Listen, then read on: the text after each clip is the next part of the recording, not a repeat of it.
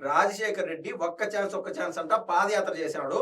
Okay. పాదయాత్ర చేసినప్పుడు ప్రజల కష్టాలు, ప్రజల బాధలు, ఈ యొక్క దయనీయ స్థితి ఏదన్నా ఉండాది అని 10 మందికి అబద్ధాలు నూరిపోస్తాడు అని అనుకున్నాంగిని ఆ సమయంలో ఆయన మెంటల్ స్టేబిలిటీ వేరే విధంగా ఉంది.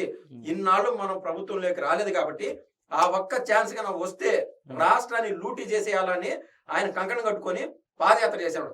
ఎక్కడెక్కడ ఖాళీ భూములు ఉన్నాయో ఆ ఖాళీ భూమినన్నింటినీ ఒక లిస్ట్ అవుట్ చేసుకొని ఆ రోజు రాత్రి ఒక 10 కిలోమీటర్లు 12 కిలోమీటర్లు పాదయాత్ర చేసినప్పుడు ఆ రోజు రాత్రి మొత్తం లిస్ట్ లో ఉంటది. ప్రభుత్వ భూములు ఎక్కడున్నాయి, దాన్ని ఎవరికి దారాదత్తం చేయాలి అని సీజ్ చేయడం, దాన్ని సెజ్ గా మార్చడం. ఆ సెజ్ అంటే స్పెషల్లీ ఎకనామికల్ జోన్, వాటిని ఆ సెజ్ చేసి వాళ్ళ అనున్యాయులకు ఇస్తారు. ఇచ్చినప్పుడు కోట్లాను కోట్లు డీల్ అది. దాంట్లో 30వ వంతో 10వ వంతో ఏ రకాన వీళ్ళకి వస్తుంది. అక్కడ లోకల్ కాంగ్రెస్ కార్యకర్తలకు అందేది. ఈ రకాన చేసినాడు. ఆ సమయంలోనే ఈ యొక్క జగన్మోహన్ రెడ్డి షెల్ కంపెనీలు ఇవన్నీ పెట్టి ఆయన దందా మొదలైపోయింది.